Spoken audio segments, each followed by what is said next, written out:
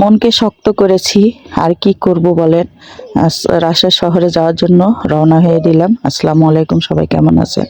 আমি খুব একটা ভালো না, আমার মনটা খুবই খারাপ। যেহেতু আমি রাজশাহীতে প্রায় দীর্ঘ বছর, বলতে 14 বছর প্রায় থাকলাম। তো সেখানে আমার চলে আসতে খুবই কষ্ট লাগছে। আর কিছু করার নেই, আপনারা তো দেখেছেন আপনার ভাই অসুস্থ, প্রায় 1 বছর ধরে অসুস্থ। এই কারণে সিদ্ধান্ত নিয়েছি গ্রামে একটি বাড়ি করে থাকবো। তো আপনারা দেখেছেন গেল ভিডিওতে যে আমি বাসা তৈরি করছি। তো বাসাটা সম্পূর্ণ পরিপূর্ণ হয়নি।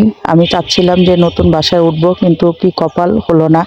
আর এখানে দেখুন, আমি রাস্তার ধারে যেতে যেতে দেখছি এত সুন্দর একটি পাগল, মানে পাগল বললেও হবে না, সে হয়তো বা ভারসাম্যহীন। উনি কিন্তু কয়লা, তারপরে ইট, কচু পাতা এগুলো দিয়ে আর্ট করেছে, আর এত সুন্দর সুন্দর ছন্দ লিখেছে। মানে আমি দেখে অবাক যে এত সুন্দর তার হাতের লেখা আর হাতের আর্ট। মানে কি বলবো, আমি তো অনেকক্ষণ দাঁড়িয়েছিলাম, মুগ্ধ হয়ে দেখছিলাম, আর ওনার সাথে একটু কথা বলার চেষ্টা করছিলাম, কিন্তু উনি একটু খাওয়ার জন্য বলছিল। তো আমার তেমন পকেটে টাকা ছিল না, এই কারণে তাকে দিতে পারিনি। তো যাই হোক, কি বলবো। আর এই যে দেখুন, আমার ঘরের মাল সামান্য সব কিছু বাইরে বের করে নিয়ে আসা হয়েছে। তো আমি তেমন ভিডিও করতে পারিনি, আসলে অনেক ব্যস্ত থাকার ভিতরে এগুলো ভিডিও করা যায় না। তো আমি যখন রাস্তাতে জিনিসপত্রগুলো নিয়ে আসলো সেগুলো ভিডিও করছি। আমার বাচ্চা, মাদ্রাসার বাচ্চাগুলো এত ভালো, আল্লাহ যেন ওদেরকে ভালো রাখে, সুস্থ রাখে, আর বড় হওয়ার দোয়া করি যেন ওনারা জীবনে বড় হয়। তো ওরাই সব কিছু করে দিয়েছে। আর আমরা ট্রাকের জন্য অপেক্ষা করছিলাম, সেই ট্রাকটা অলরেডি চলে এসেছে। জিনিসপত্রগুলো সব ওরাই বহাইছে, ওরাই তুলে দিয়েছে। তো তাদেরকে আমি শুক্রিয়া জানাই তাদের প্রতি। আর আমার এতটা খিদা লেগেছিলো, সারাদিন কিছু খাওয়া হয়নি।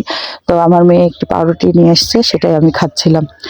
আর শহর থেকে চলে যাওয়ার কষ্টদায়ক, এর থেকে বেশি কিছু হয় না। আমার কি বলবো, আমার ভিতরটা ফেটে যাচ্ছে, শহর থেকে চলে যাব। তাই আমার বুক বলে না, মেয়েদের বুক ফাটে তো মুখ ফাটে না, তো আমার সেটা হয়েছে। আমার খুব কান্না পাচ্ছিল, আমার খুব কষ্ট হচ্ছিল, কি বলবো। যাই হোক, কষ্ট বুকে চাপা রেখে শহর থেকে গ্রামে আসব। আর গ্রামে থাকবো। এখন জানি না কবে শহরে যেতে পারবো কিনা। আর সবাই দোয়া করবেন আপনার ভাইয়ের জন্য, যেন আপনার ভাই সুস্থ থাকে, আর সে যেন তাড়াতাড়ি সুস্থ হয়ে যায়। আর জিনিসপত্র নিয়ে আমরা বাসায় যাওয়ার জন্য রওনা হয়ে গেছে। আমি কিন্তু তেমন ভিডিও করতে পারি না, যতটুকু ভিডিও করছি। যেহেতু টাকের ভিতরে ছিলাম, মাল সামানা যে টাকে নিয়েছি সেটার ভিতরে ছিলাম, তো ওইভাবে আমি ভিডিও করতে পারিনি। তাও ভিডিও করার চেষ্টা করেছি। যদি কারো ভালো লাগে অবশ্যই আমাকে কমেন্ট করে জানাবেন।